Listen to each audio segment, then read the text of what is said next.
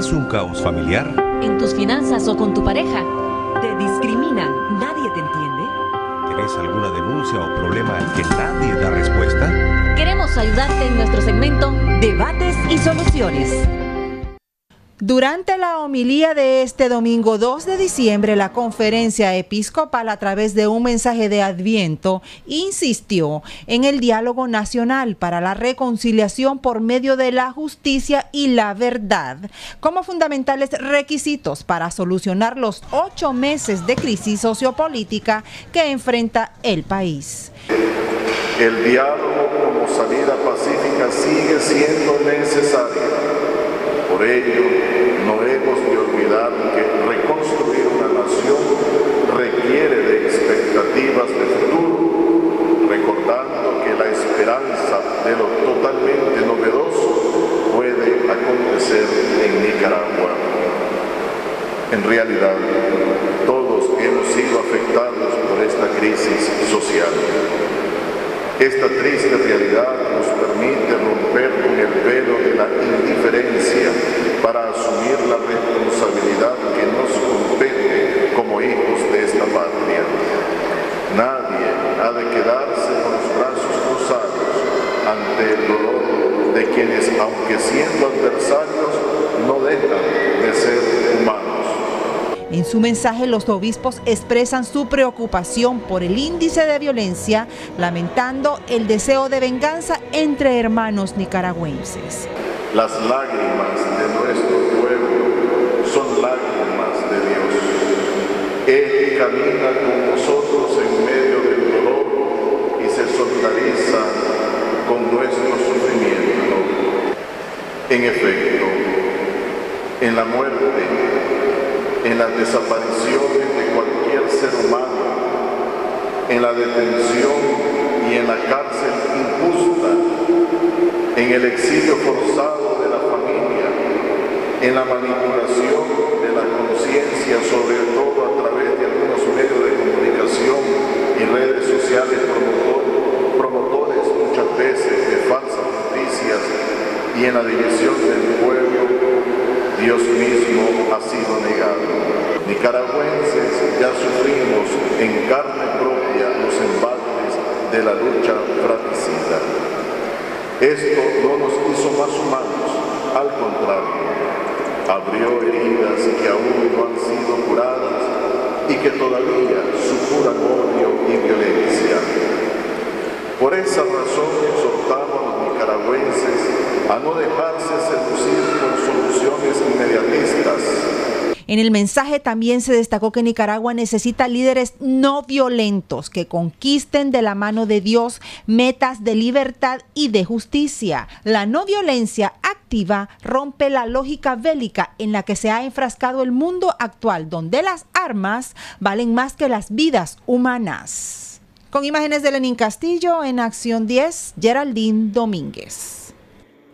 Gracias, Geraldine. Vamos a estar abordando este tema, quiénes serían o podrían ser los nuevos actores de un diálogo nacional. Esto se inició en nuestro país luego de 29 días cuando iniciaba la crisis el pasado 18 de abril. Fue cuando se realizó pues la primera sesión de un diálogo donde fue garante como mediadora la Iglesia Católica, estuvieron la sociedad civil, autoridades gubernamentales y el gobierno en sí, pero luego de muchos meses que continúa esta situación crítica, muchas empresas han cerrado negocios, cantidad importante de trabajadores en el desempleo, personas privadas de libertad, otros desaparecidos, otros migraron. Es una crisis sociopolítica que aún estamos enfrentando en nuestro país, pero muchos expertos están pensando que sería reiniciar un diálogo o esta vez sería una negociación. ¿Entre quiénes? ¿Qué se podría estar negociando? Ya está con nosotros un invitado también para hablarnos un poco y tener una claridad de cómo sería también la posibilidad de resolver esa crisis en nuestro país. Jelsin Espinosa Reyes. Nuestro invitado es el doctor Edgar Parrales, especialista en este tipo de temas. Importante también en la introducción que realizaba Odilí Vargas. Y la pregunta de Odilí, que dejó ampliamente vista, es sobre si se necesita un diálogo nacional o una mesa de negociación. ¿Son términos distintos? ¿Qué diferencia hay y qué es lo que se necesita urgentemente en el país? Bueno, Gracias por invitarme, ¿verdad? Y en primer lugar, pues entiendo que diálogo, sí hay una diferencia. Un diálogo puede conducir simplemente a un intercambio de opiniones, de pensamientos, sin ninguna consecuencia. Sí. De hecho, esto se le llamó diálogo, pero en el fondo era una mediación, porque estaba la conferencia episcopal allí con ese carácter y papel de mediador, ¿verdad? No es un arbitraje, porque en la mediación quien decide son las partes. En el arbitraje quien decide es el árbitro, ¿verdad? Sí. Entonces es prácticamente una mediación lo que se dio, aunque pues no tenía todas las características técnicas del mismo, pero era eso. Y es en efecto lo que tendría que darse nuevamente, una mediación, pero tal vez aquí se pediría una serie, digamos, de cambios, de perfeccionamientos, para que fuera una mediación con resultados, una mediación, digamos, más técnica.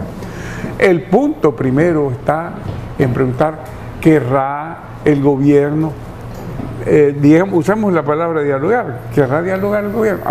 Habrá que ver, ese es el primer punto, sí. Porque porque siempre ha estado, digamos, como evadiendo el tema, diciendo que va a dialogar, pero ¿con quién? Con su gente, ¿verdad? Con sus partidarios en los barrios, con su CPC y todo eso. Entonces eso no es dialogar.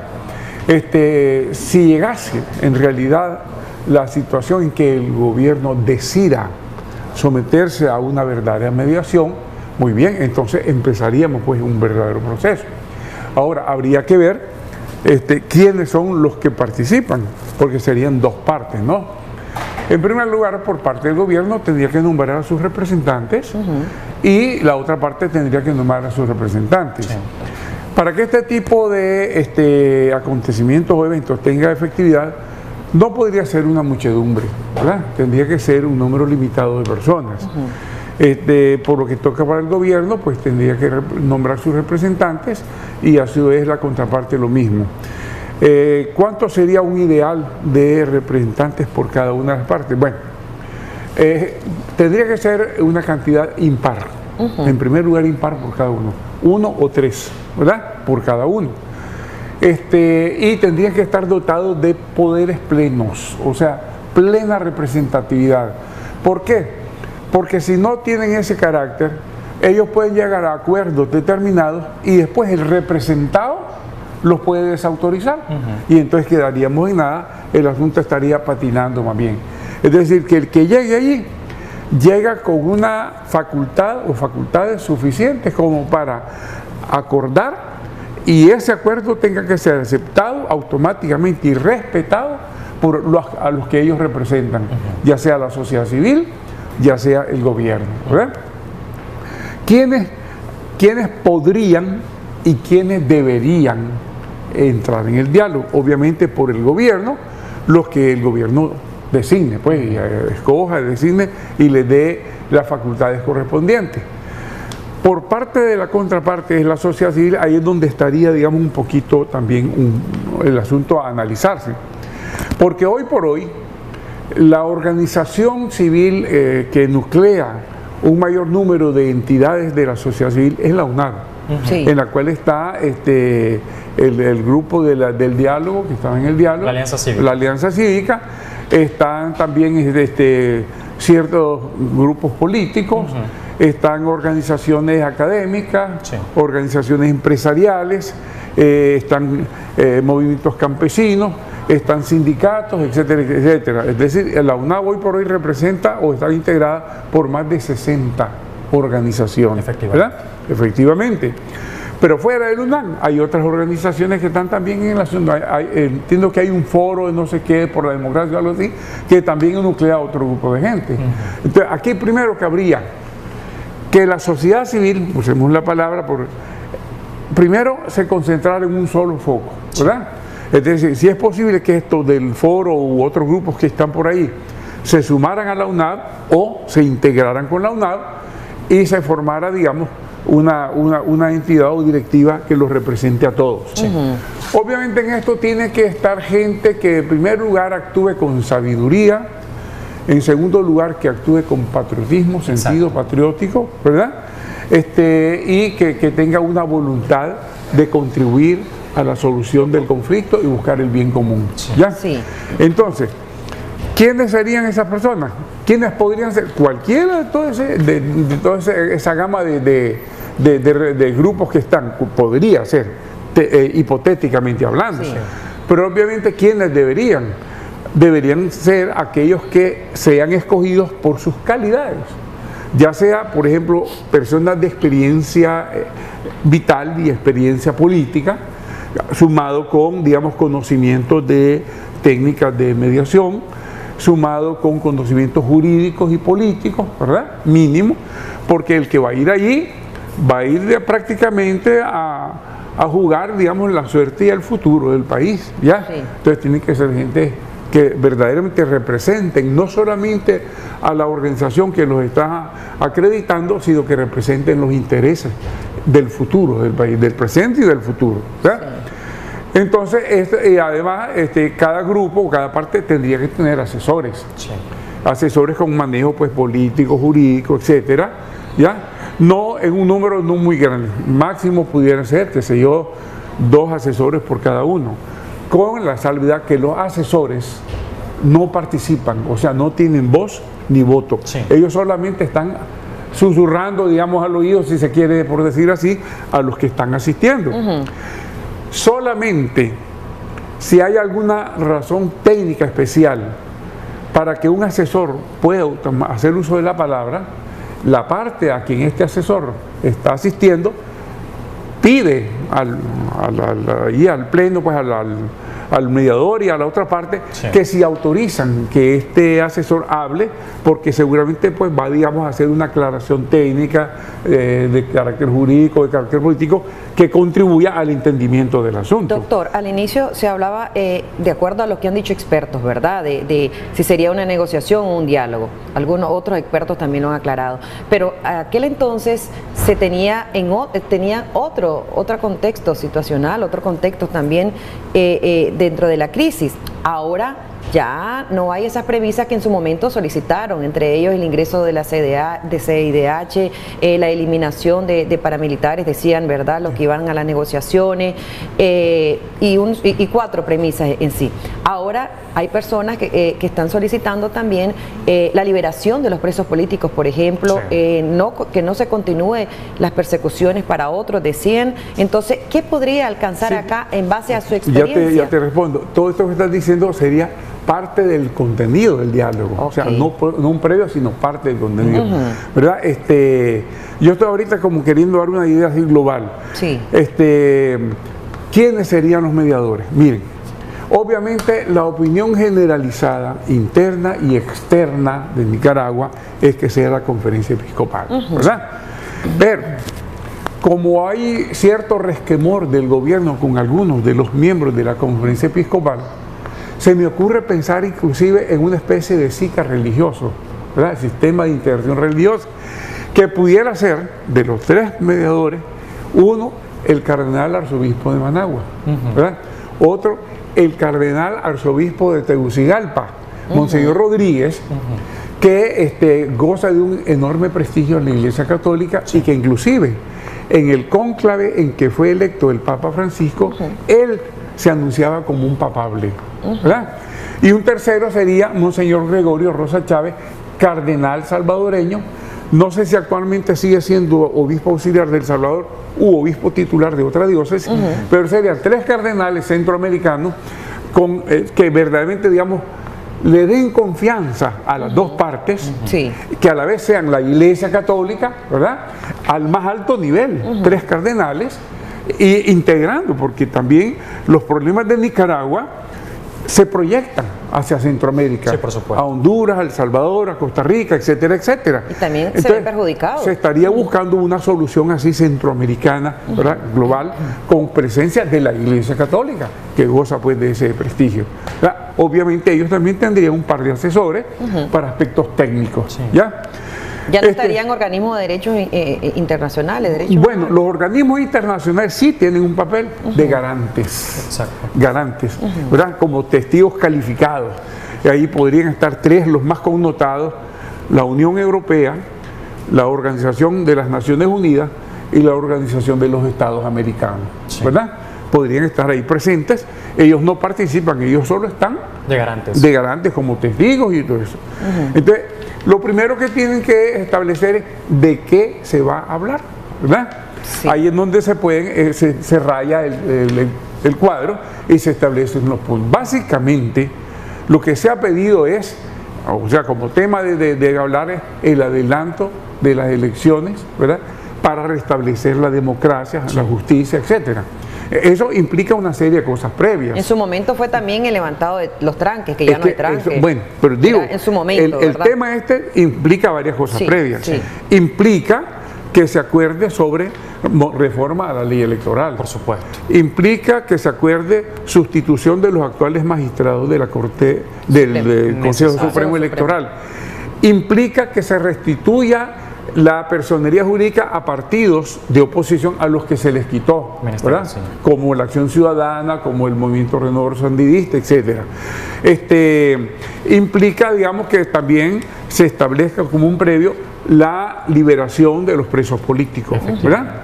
E implica, o más bien esto podría venir después, que posteriormente, o como parte de los resultados del diálogo, se puedan crear comisiones de la verdad integradas por personas del nivel internacional y que gocen de garantía plena, para que aquí se descubra la verdad de todo cuanto ha acontecido.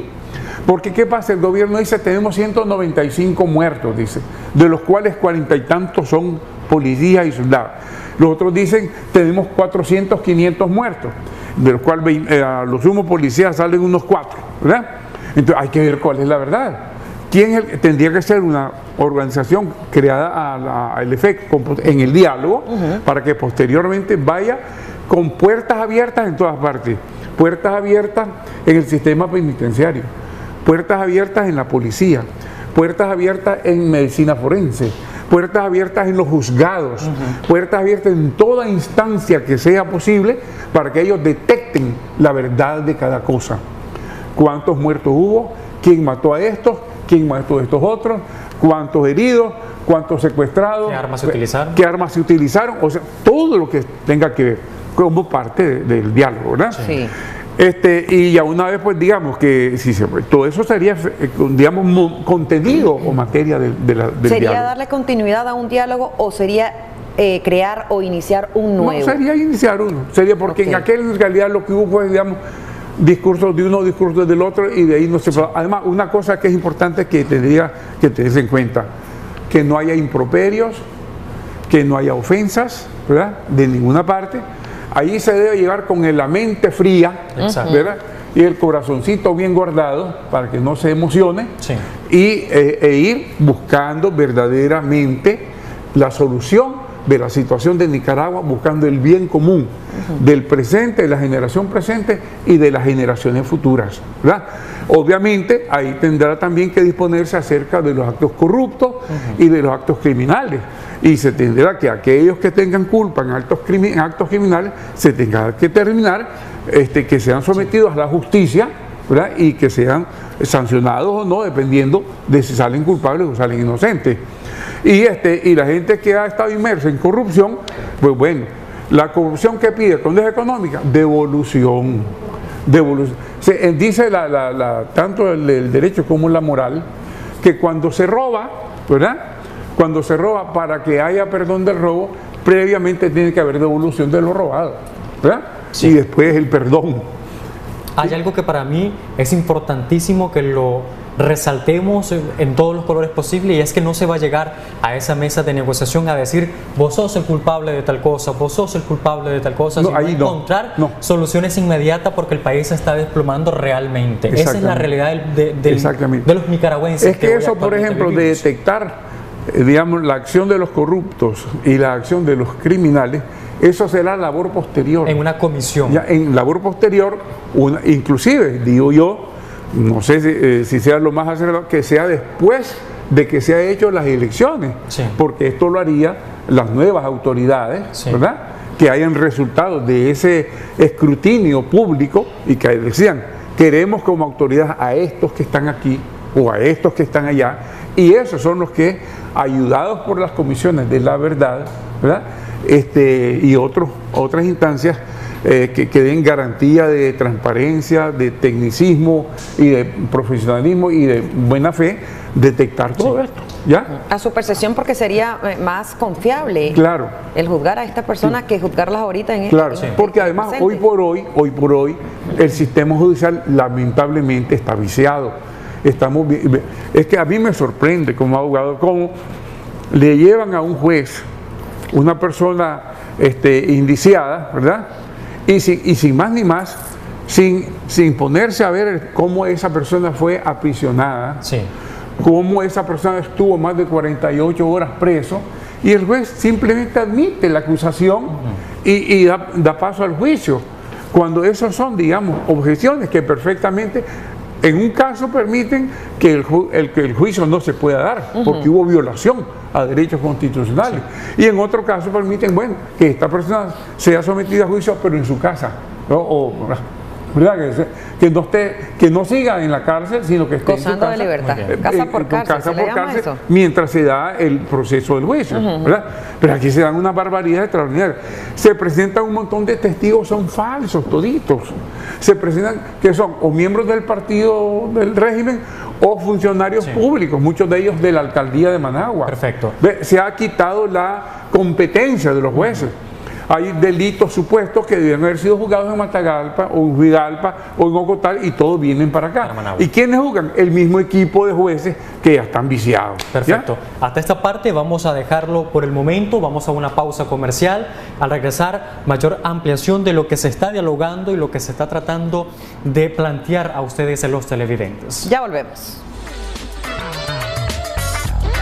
Continuamos conversando con el doctor Edgar Parrales sobre ese posible diálogo que se inicie, ¿verdad? ¿Quiénes serían los actores principales? Pero también si deben o no haber activistas en esa sala o en ese lugar donde se pudiera estar haciendo, y sería conveniente que los medios de comunicación tengan transmisión en vivo, estén haciendo avances, adelantos. Él nos lo va a decir en este contexto. Doctor, continuamos con... Bien, miren, en otros detalles a considerarse. En la sala del evento deben estar solamente los participantes, las dos partes, los mediadores, los observadores y nadie más. Nadie más. No es conveniente que haya televisión del evento, porque eso lo vicia, se presta ya casi como a una acción teatral, dramática, y no permite. Lo que sí es, terminada cada sesión, a alguien en representación de los mediadores dar un parte informativo afuera, ¿verdad? De cómo va el asunto, afuera, para que todo eso se proyecte hacia el público en general. En la antesala no debe haber tampoco gente de ningún tipo, digamos, de ninguna de las partes. De ninguna de las partes, ni los que apoyan al uno apoyan al otro, porque entonces es una presión que no ayuda a un verdadero clima, digamos, de búsqueda objetiva de la solución. Luego, de cada sesión se debe levantar un acta, ¿verdad? Los mediadores tienen que levantar un acta que tenga que ser firmada por las partes y por los mediadores, ¿verdad? Y también de cada acuerdo, porque los acuerdos no se van a hacer todos de una sola vez. De cada acuerdo que se vaya realizando, se va tomando también nota y van firmando las partes como una muestra de que se comprometieron, para que después no digan, no, eso yo no lo acordé. No, si lo acordó, aquí está su firma. Ahí está, ¿verdad? Exactamente. Cuando termine la mediación, una relación global de parte de los mediadores, de todo cuanto ha acontecido, de todos y cada uno de los acuerdos que se han llevado a cabo, ¿verdad? Firman a las partes, firman los mediadores, y aquí pueden firmar los garantes también, ya en el acta final, ¿verdad?, del asunto. ¿Qué otros detallitos así se me ocurre que puedan darse? Los puntos y siempre ordenados, ¿qué es lo que se va a acordar? Una agenda concreta. Una agenda concreta. Luego, como decíamos, todo en un clima de absoluto respeto, ¿verdad? El que está allá en la otra parte puede ser un bagre, él puede ser un bagre, pero en ese momento él es representante de la parte tal, debo tratarlo como tal. Correcto. ¿Verdad? Como digo, sin emotividades, sin resquemores, sin insultos, sin ofensas, nada de eso. Él es parte, yo soy parte, y cada quien a exponer lo suyo, ¿verdad? Y es la forma como se puede llegar a encontrar una solución a esta situación, salir de ella y hacer que el país camine. Doctor, hay conceptos, perdón que lo interrumpa, que creo que van de la mano con cada uno de los sectores. Gobierno, voluntad. Oposición, ya sea UNAT, Alianza Cívica, toda la oposición en general, coordinación y seriedad en cuanto a lo que se va a solicitar. Exacto, sí. Mire, el gobierno sabemos que pues tiene la unidad porque ellos tienen un sentido, un sistema estructural pues en el cual hay un bando vertical que establece quienes lo representan. En los otros hay una gran cantidad de grupos que muchas veces las ambiciones personales, los egoísmos, las envidias pueden salir a flote y entonces dificultan la elección de los componentes de la parte que resulte por parte de la sociedad civil. Ahí no tiene que haber primero amor patrio, ¿verdad? Segundo, sabiduría. Exacto. Y tercero, prudencia para elegir a personas que representen a todos, ¿verdad? A todos los sectores, a Nicaragua, y que los representen con capacidad técnica, con experiencia y con voluntad, ¿verdad?, de contribuir a la solución. ¿Hasta qué punto se puede alcanzar ahí la neutralidad entre los grupos para tratar de llegar a acuerdos? Bueno, eso lo tendrían que definir ellos de previo, definir de previo. O sea, los que lleguen al diálogo o mediación ya son gente que surgieron de una reunión global de todos los sectores y de sus discusiones correspondientes y de la elección que tendrían que hacer, ¿ya? Obviamente, pero esto tiene que ser previo. Los que lleguen allí ya representan a todos. ¿Cuántos por cada sector? Tres máximo, digo yo. 3 gobiernos, 3 oposición. Y 3 oposición, máximo. Más los observadores. Sí, bueno, es que los observadores están allí, uno por cada una instancia, son 3 observadores. Sí. 3 miembros de la mediación, o sea, los 3 cardenales, ¿verdad? Sí. Ya como el señor Rosa Chávez, por ejemplo, fue por muchísimos años el obispo auxiliar del Santo Romero. Y el gobierno le tiene mucho aprecio al Santo Romero, hasta cuando el día que lo santificaron, salió el gobierno a hacer un acto aquí público, quiere decir que le tienen afecto. Pues este hombre fue su mano derecha, ¿verdad? Señor cardenal, y por lo tanto es una persona que tiene credibilidad. Que tiene credibilidad. ¿Verdad? Lo mismo Monseñor Rodríguez. Como el primer diálogo, doctor, aquí también se iría paso a paso, tratando de llegar a acuerdo punto a punto. Bueno, es que ellos establecerían una agenda de puntos, agenda de puntos, y los van tomando o tratando uno tras el otro, ¿verdad? Inclusive, si llegara un momento en que hubiera trabazón, ¿verdad?, que las partes están tensas y no marchan, según las técnicas de mediación, se permite que los mediadores puedan, previo consentimiento de las partes, puedan hacer sugerencias o hacer propuestas para buscar cómo destrabar el asunto, ¿verdad? Pero los mediadores solo van conduciendo. Como moderadores también. Sí, exactamente, conduciendo el diálogo. E intervienen en ese sentido cuando compete o es necesario. Ellos van llevando la agenda, ¿verdad?, van llevando el tiempo también, porque, por ejemplo, respecto al tiempo de participación, puede haber 2 maneras. O que haya tiempo medido para cada participante, 3 minutos, o que se deje una cierta mayor libertad de uso del tiempo, pero que se le dé a la otra parte también tiempo amplio para contestar, ¿verdad? Sí. Ahora pregunto yo, el término tiempo, ¿qué tan necesario, qué tan urgente es resolver esto, sentarse ya a una mesa de negociación, porque está Nicaragua a contrarreloj? Bueno, yo diría ni poco ni mucho, ¿verdad? Es decir, no se va a pretender resolver esto en 3 días, es mentira, pero tampoco se va a resolver en 1 año, ¿verdad? No puede ser. Tiene que ser un tiempo prudencial que se mida entre todos ellos para que tengamos una respuesta lo más pronto posible, ¿Qué papel juega el nicaragüense, la sociedad en sí? Bueno, la sociedad en sí, bueno, el papel que representa es que esté dispuesta, en primer lugar, a respetar el proceso del diálogo. En segundo lugar, a acatar o aceptar lo que ahí resulte. Que no se pongan después estos tales por cuales que fueron a hablar en nombre de nosotros y hicieron mal cosa. Tenemos en cuenta que los que participan son seres humanos. Sí, por supuesto. Puede haber errores, ¿verdad? Pero lo que no se puede aceptar pues es mala fe, pero errores inevitables.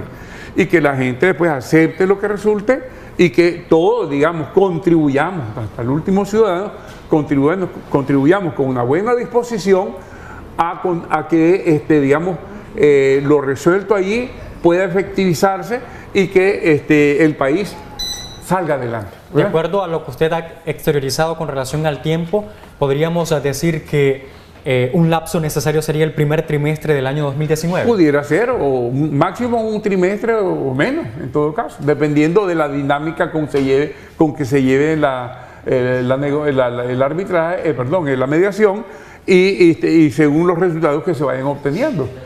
Pudieran ser varias semanas, ¿ves? Como dices tú, máximo pudiera ser un trimestre, ¿verdad? Ni mucho, pues tampoco poco, sino que se discutan las cosas a fondo, a cabalidad, que se lleguen a entendimiento y que se resuelva. Ahora, se hablan de muchas circunstancias, ya al inicio, ¿verdad? Decíamos, ¿qué es lo que se estaba viviendo cuando se dio el primer diálogo nacional? Ahora estamos en otro contexto. Hay diferentes tipos de opiniones, tanto de expertos como de la misma población. Como ya decíamos, hay presos, hay migrantes, hay desempleos y hay tanto. Pero también se puede hablar en ese diálogo de ese adelanto de elecciones que tanto solicita la oposición y quiénes serían los candidatos propuestos, porque se habla de adelanto. Es que fíjate que, por ejemplo, ¿cómo sería eso? El tema del adelanto de las elecciones es precisamente el tema clave para definir en primer lugar cuál es la voluntad soberana del pueblo de Nicaragua, ¿verdad? Y obviamente se tienen que preparar unas elecciones que incluyan, por ejemplo, una actualización global del padrón electoral, efectivamente, exactamente, incluyendo a los nicaragüenses que están fuera de Nicaragua, ¿verdad? Eso para depurarlo y que verdaderamente sea expresión de todos los nicaragüenses existentes y vivientes, ¿verdad? En segundo lugar, tendría también, digamos, que el previo de darle de nuevo, reconocerlo, restituirle la personería jurídica a los partidos políticos a los que se les ha quitado. Si se quiere que la UNAP sea partido, muy bien, entonces que se haga todo el proceso porque la UNAP personería jurídica, para que sea la UNAP el partido, ¿verdad? Digamos, a otro previo que creo que es importante, como un gesto de buena voluntad, que se libere a los presos políticos entre los primeros acuerdos. Es menester. Entre los primeros acuerdos, para dar una demostración de buena voluntad y a la vez traer tranquilidad a la sociedad nicaragüense. Pero eso por lado de unas partes, por el lado de la parte opositora, ¿qué podrían también proponer? Porque se trata de proponer para llegar a esos acuerdos. ¿Qué se podría esperar también en ese sentido? De parte de la parte opositora. De la parte opositora, porque se supone que son, yo tengo esto, vos que me das acá, yo tengo acá, vos que me das acá. ¿Qué podría esperarse? Bueno, acordémonos que entre las dos partes, digamos, harían la agenda, ¿verdad? Esto que estaba diciendo yo de los presos políticos sería como un punto previo, ¿verdad? Todo el proceso desembocaría en aceptación de un proceso eleccionario adelantado, que a su vez tendría pasos previos, ¿verdad? El previo de las cédulas, el previo de los partidos políticos, el Consejo como tal, el previo del Consejo como tal, el previo de de reforma de la ley electoral, porque sin eso la elección no saldría verdaderamente a cabalidad, no saldría a satisfacción de todo el mundo, porque estaríamos con una ley imperfecta, manipulada, con unos magistrados prácticamente desautorizados y desprestigiados, ¿verdad? Y sin partidos políticos que verdaderamente participen. ¿Qué tanto necesita Nicaragua, hoy lo pregunto, lunes 3 de diciembre, que se llegue a una negociación de una vez por todas? Vital. Se necesita esto con urgencia vital, ¿verdad? Para Nicaragua, para todos. Es que aquí estamos todos en el juego. Si esto no se resuelve, nosotros ya estamos en un abismo.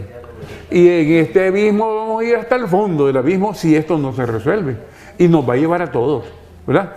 Porque aunque el gobierno perdiera el poder, decir, hipotéticamente hablando, ¿verdad? Sin embargo, reconstruir el país va a ser un trabajo arduo, lento, difícil, complejo.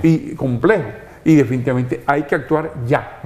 Como dice en una expresión del habla inglesa, desde ayer.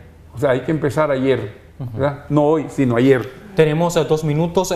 La pregunta para cerrar. A su criterio, ¿hay pasividad en cuanto al sector empresarial para poder encontrar o poder exigir al gobierno sentarse de una vez por todas a lo que es una mesa de negociación y coordinarse con el sector oposición? Un nuevo diálogo. ¿Me dijiste pasividad o facilidad? Pasividad. Pasividad, mira, la iniciativa privada está en UNAV, a través de, por ejemplo, la ANCHAN y a través del FUNIDES, y el mismo COSEP está formando parte de la UNAV. Es decir, está la iniciativa privada dentro de la agrupación de la sociedad cívica. Y entiendo que están pues al unísono, que están en la tónica de todos los demás. ¿Ya? ¿Recomendaciones, doctor, de poderse la dar este nuevo recomendación diálogo? sería de que pensemos como nicaragüenses, ¿verdad? Que depongamos las ambiciones, los egoísmos, las soberbias, ¿verdad? Y que entendamos de que, como he dicho siempre, todos somos necesarios, todos somos importantes, nadie es indispensable, ¿verdad?